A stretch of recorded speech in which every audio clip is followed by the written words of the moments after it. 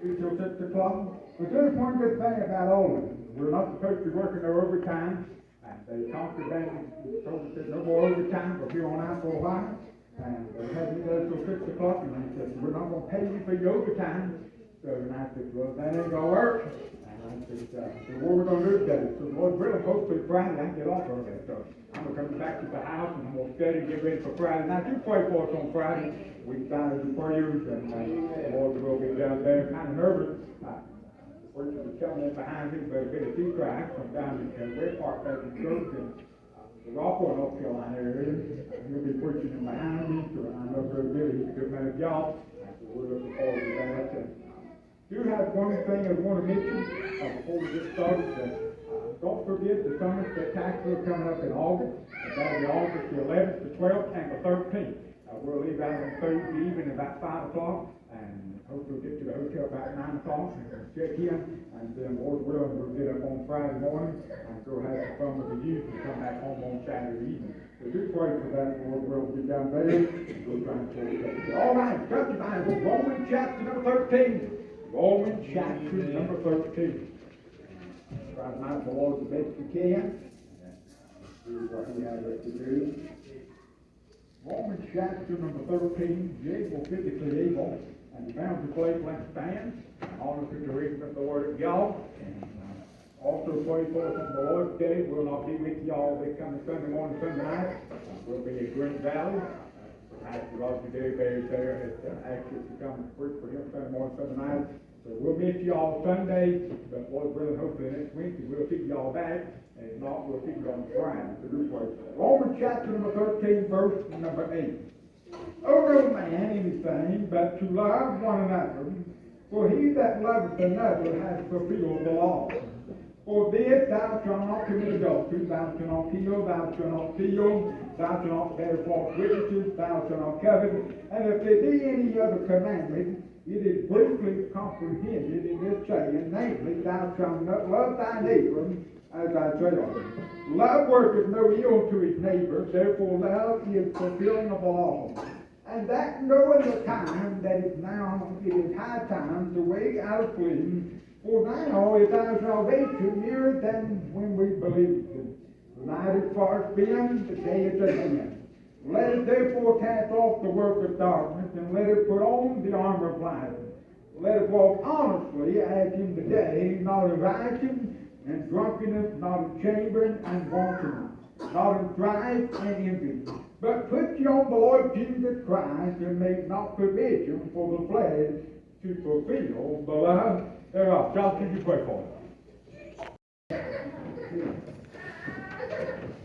Well, first tonight, with the help of the Lord, you come looking for a good thought, you get to come to the wrong place tonight. Because it's a simple little thing. I don't think it's going to take us that long to walk through a couple of weeks tonight. But verse number 13, chapter number 13, says, let us walk honestly, as in the day, not in rioting and drunkenness, not in chambering and wantonness, not in striving, but put on the Lord Jesus Christ, and make not provision for the flesh to fulfill the lust thereof. And so let's preach tonight with the help of the Lord on an honest walk. On an honest walk. And of course, you all heard Sunday when we talked about some honest things that had to be done as a prediction of a deacon. But not only that, the week prior to that, I had some people at work and we were talking about honest people, talking about honest living, talking about people being honest. You two in the day that you can walk up and a man gives you his word and being honest about it, you can trust and you can depend on it. Right. Nowadays, you don't know who to trust, you don't know who to depend on, and they can tell you one thing, and the whole time they're lying on the backside of things, and you two will walk up to a business owner or something, and he would give you his word that he would hold it for you, and you two could call a car out. They said, we're going to hold the car till you get here. Now they don't do that because greed has got in the way. People show up, whoever puts the money down first takes off and runs off with the car. But I got to thinking about the people of God. The Bible says here in verse number 11, and that knowing the time that it's now high time to wake out of sleep, for now is our salvation nearer than we believed. The night is far spent, the day is at hand. Let us therefore cast off the works of darkness, and let us put on the armor of light. And then he goes on to say, and walk honestly as in the day. I got to thinking about people living for God. Are we honored in what we're doing for the Lord? Because I've heard of several people in the last few days talk about how they used to think of some people in the house of God being honored, and the reason why they don't go to church anymore is because people misled them and were hypocrites instead of living honest before the things of God. And because now they're not living honestly before the Lord, and now people are not going to church because they don't want to go to church with them as a hypocrite. Right. Kind of like us, we judge people by the outside, and we say, well, they're not living life like they should, so I'm not going to hang around and judge people that way. Why? Because of what they say and what they do. How are we living in the day and the time that we, as the people and children of God, we're supposed to love our neighbors tonight, we'll say, as what? Ourselves. Sure. Instead of living for what we can get out of it, what can we do to help others? What can we do to show others that Christ is real, that Christ lives on the inside, instead of them where they're just all the time about greed, they're all the time wanting, doing, it's all about them, it's never about what else people think about them, it's not about what other people can do for them, it's all about what they have. Instead, you know what, we got neighbors on every side of us walking. You know, more people that watch you than those that are around you every day. Yeah. People watch you and see how you're going to live your life because they want to point. See, the world wants to point out those things that so-called Christians are supposed to be. The minute you turn on the thing, they're going to brand you, and then they're going to tell the whole wide world he's not an honest person. And therefore the devil will take his mind and destroy the ministry that God wants you to do. Why? Because you messed up, not following what the Word of God says. You messed up by not living for God. You messed up by not walking honestly as in the day. Dishonest people used to come out in the night. Sneak around, hide behind things, come out when the Bible says men love darkness rather than light because of evil. That's when they used, but now we've come out into the daylight. Now we've come out into the sunshine instead of walking in the night like we used to. Now it's in broad daylight, and nobody cares. Nobody cares of how they're living life. YouTube people say, well, they don't like me for who I am. They can just go somewhere else. Why? Because you knew you was living the life the best you could. You didn't have to hypocrite. You didn't have to be for pretend that you're somebody that you're really not. Right. I'm going to be giving you an honest opinion about myself tonight. I do not like this apparel. My wife picked this out. I told her, I said, I'm not wearing that jacket and the tie. I said, I don't mind the shirt, don't mind the tie. But I can't stand the tie, I can't stand the jacket. There's a reason why I never wear it. Why? Because I just don't care for this kind of thing. And this is what the key word that sent me off tonight, that knew that I was going to be wearing something funky, because she made a comment. She said, I laid out something that's a little funky. She said, I hope you like it. The minute I heard that, I thought, this is going to be on, this is going to be on. She's been trying to get me to wear some ties in different church relations that I just don't care for. That's when I was being honest about my opinion. I do not like this. And she has been the last few days in this British accent of hers that she does really well. And she comes to the house and she said tonight, she said, you're supposed to wear that tie or else. I said, what do you mean? She said, you wear that tie or I will cut your bottom. She's been going to the house all week through. You better keep that for like this. If I got home, she said, you better dress up or I will cut your bottom. And she looked at me and I said, what did you say? You better hurt her, I'll fuck your butt. What did I do? So I got home today and found out, and guess what? I wore it. No, I said, I will fuck your butt.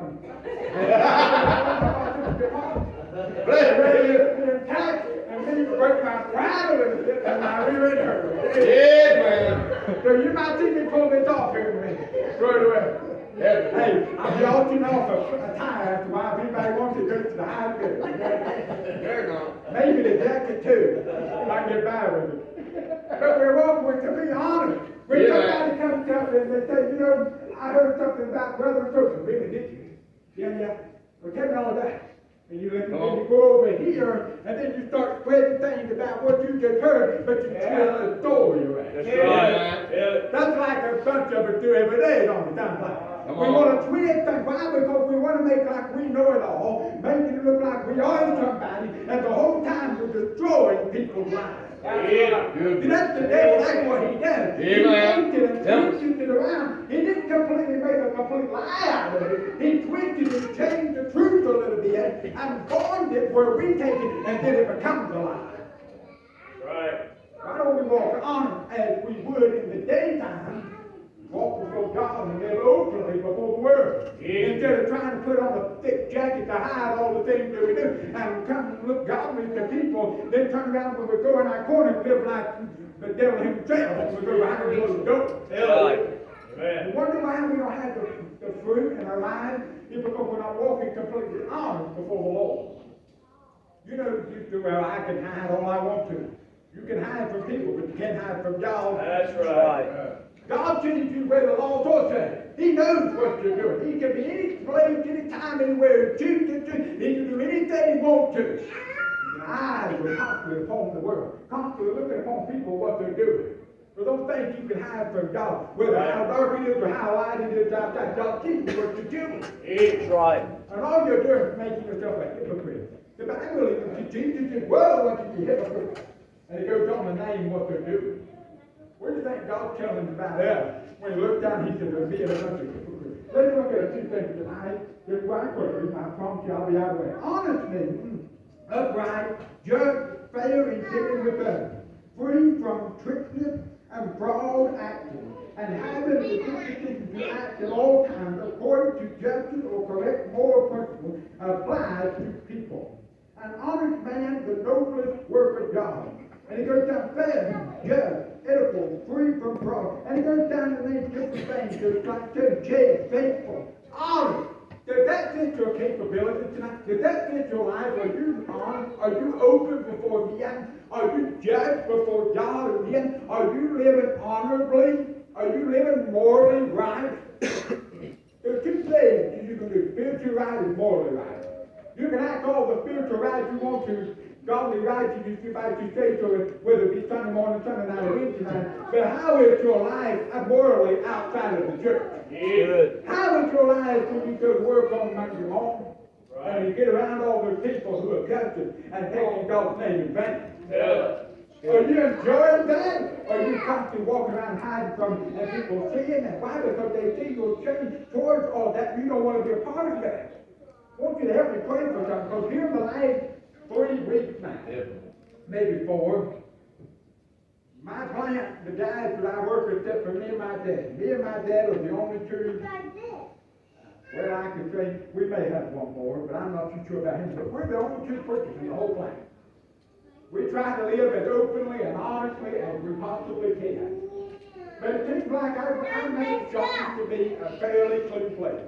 We had a few cuss words that people say from time to time, but now he has gotten to the place that's all I hear every day. From the time they walk in to the time they leave. And it gets so that used to, they thought me and Dad, but now that was 2 against 2.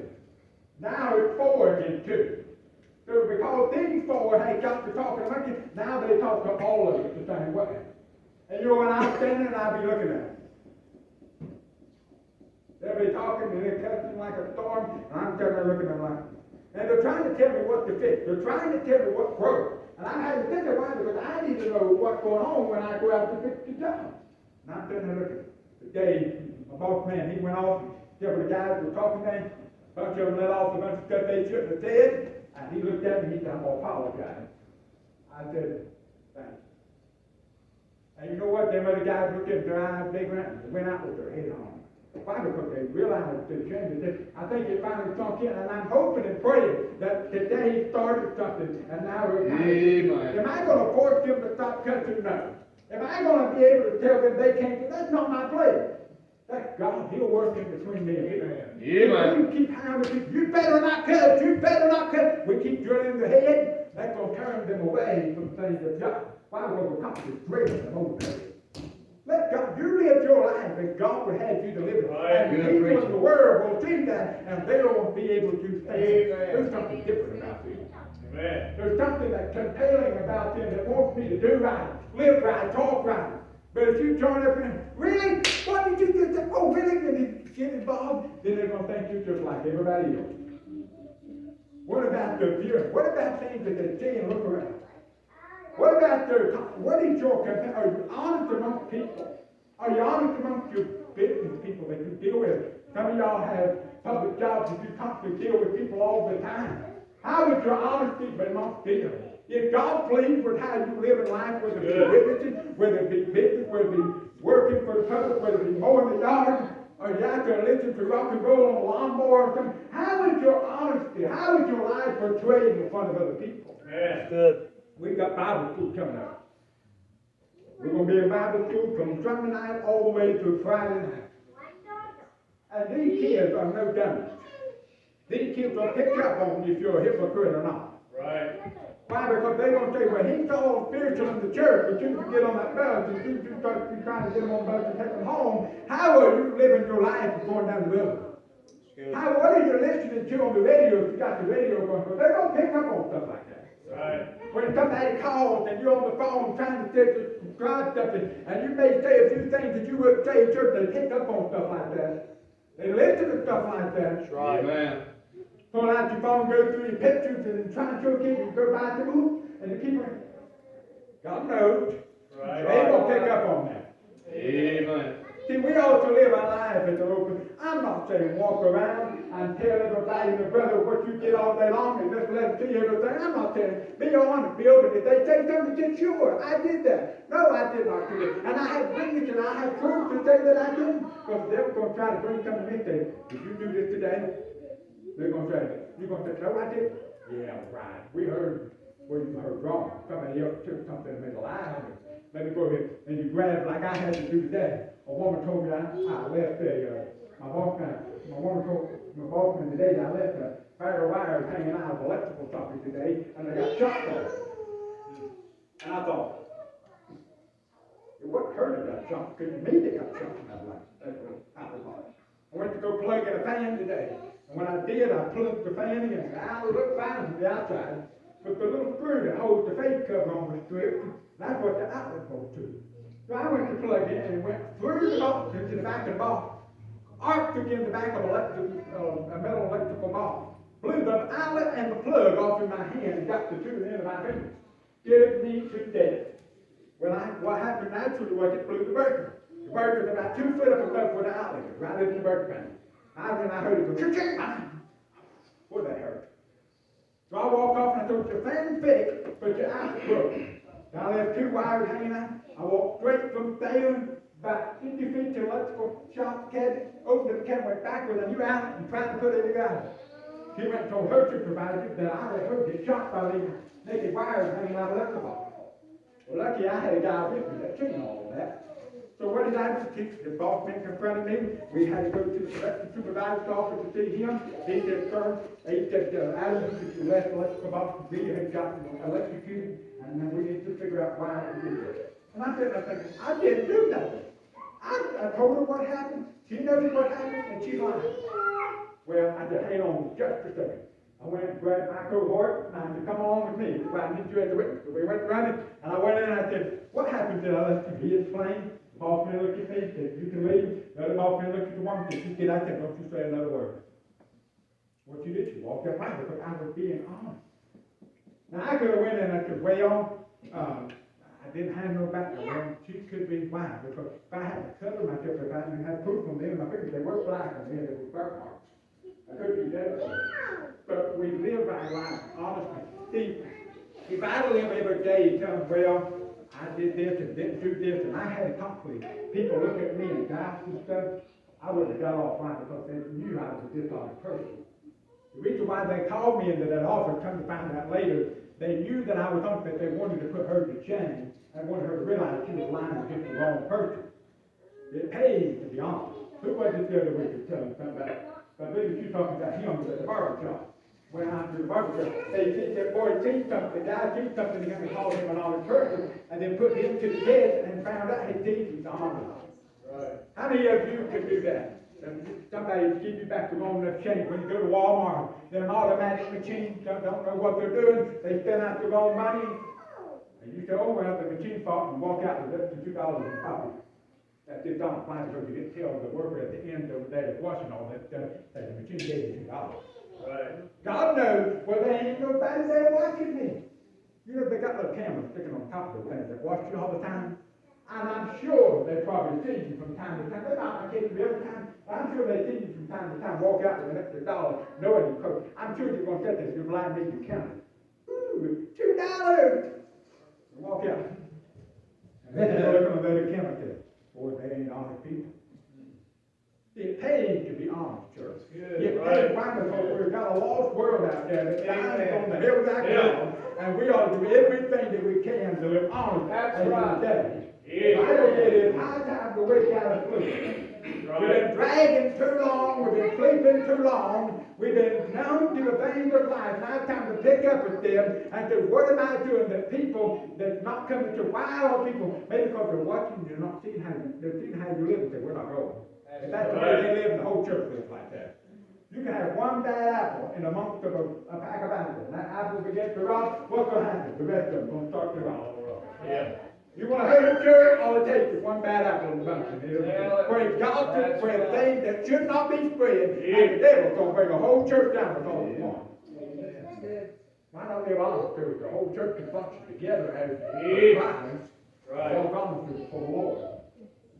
Let's move on. Where you got this one more thing? Romans chapter 12, verse number 17. Recompense to no man evil for evil. Provide honest in the sight of all men. He said, provide honest in the sight of all men. Goes down a little further, it says in 2 Corinthians chapter 4, verse number 2. But have renounced the hidden things of dishonesty, not walking in craftiness, nor handling the word of God deceitfully, but by manifestation of the truth, commending ourselves to every man's conscience in the sight of God. 2 Corinthians 8:21. Providing for honest things, not only in the sight of the Lord, but also in the sight of men. See, that's what I've been talking about all night. Don't walk just honestly before the Lord. Walk before all men. Because they're looking and waiting. See, we have people, the Bible said, having a form of godliness, but denying the power thereof. Right. And it said themselves, well, you know what? Why? Because we're not walking in the light. We're not walking in truth. We're walking in what we so call our little world of fame, religion that we have made for ourselves. The Bible says, then he goes down a little further, he says, come out from among them, be yourself, because they're the Lord. So when you pull out from amongst the things, what's that going to make you? The Bible calls us what? Peculiar people. We are to be a peculiar people in the world. When somebody looks and says, oh, that's it, bunch of church down to Victory Baptist Church. Those are people that live right, walk right, talk right, and they're going to die right. That's what I hope they think about. I hope they don't think, well, that bunch you have to watch them. They go down to Victory Baptist Church, they're a bunch of thieves, they'll take anything you got and won't say nothing about it. I don't want to hear that. And I hear that and I hear who it's coming from, I will pay you a visit. Why? Because I don't want that to take over our church. Amen. And if you hear somebody, let me know. We'll both, and we and the pastor will go see. We're going to talk to them. Say, I heard this about you. And give them a chance to confess up. Give them a chance to make things right. If they say, well, it ain't the one, then we're going to start investigating what the problem is. But I don't want a church that's known as dishonest and deceitful and thievery. That's just my opinion. And I hope y'all think the same way. I hope y'all have fun finding the world out there that I want to get saved by the grace of God more than any other thing. And I promise the devil will do anything he possibly can to bring it down. That's right. We're seeing things taking place around here that I'm excited about seeing, and I'm worried what the, and I think that there's different, and I try not to worry too much, but I'm constantly worried, what is the devil going to throw in our path?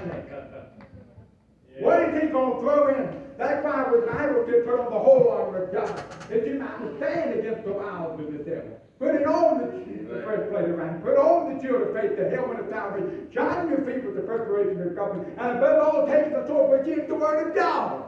That's why we ought to be ready all the time. Be ready on God. Because the devil's going to put something.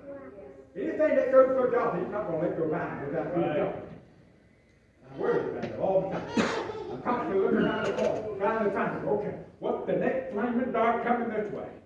I know how he is. And you know what? I'm afraid he's going to do it in a way. He's going to do it in a way that's so sneaky. He knows that I'm trying to get on my guard. He knows that the church is trying to watch out. He's going to come in the back door. We're never going to see him. Sometimes we get so focused on looking forward, Sometimes we don't look at the back door and make sure our door is covered by somebody walking out there. I just say, well, God got you back. I understand what that statement is. But sometimes I believe we all turn around and make sure he ain't coming in the back door. Guard ourselves. Armor just don't have front cover. Armor's also got some stuff in the back to help protect your back and protect your backside of your leg. So that means every night you got to turn around. I don't think the soldiers on the battlefield focus just straight ahead and never turn around and make sure there wasn't nobody coming from side to side. They didn't put blinders on the soldiers to keep them looking forward. I believe they let you where they can see it from every direction coming and going. That's why when you see an officer, they go in behind, they got their hand on the back and they tap them, and they're walking in, that guy, this guy's walking in behind him on the back. Why? Because he's keeping an eye what can come out behind. That's the way we as God's people are. We ought to have each other. We ought to walk while one's walking forward, the word of God, have one covering our backside. Why? Because we want to make sure the devil hasn't got no room to creep in. Right. Well, honestly, read the Word of God. Everything we want to do, absorb that what God wants you to do, and keep an eye all the time. Walk on. Let's go down.